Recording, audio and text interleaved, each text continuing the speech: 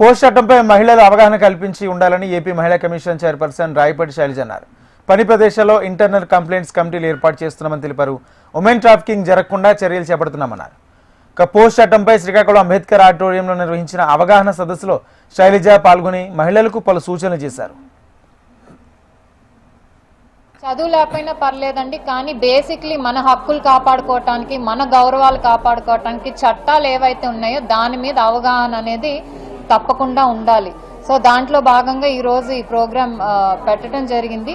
దీన్ని ఎలా నివారించాలి, ఎందుకంటే ప్రభుత్వం పోలీసులు కలిపి కూడా ఆంధ్రప్రదేశ్ ఒక సురక్షితమైన ప్రాంతంగా ఉండాలని చెప్పి చాలా వరకు స్ట్రిక్ట్గా పోలీసింగ్ చేస్తున్నారు.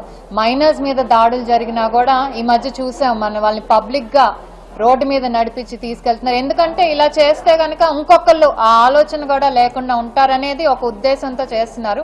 కానీ 4 గోడల మధ్య జరిగే వాటి నుంచి, లేకపోతే కాలేజీల్లో కానివ్వండి, ఆఫీసుల్లో కానివ్వండి, ఇలాంటి జరిగే వాటి నుంచి ఎలా కాపాడుకోవాలి, ఇవి ఎలా నివారించాలి అనేది ఇప్పుడు మన ముందున్న ముఖ్యమైన బాధ్యత.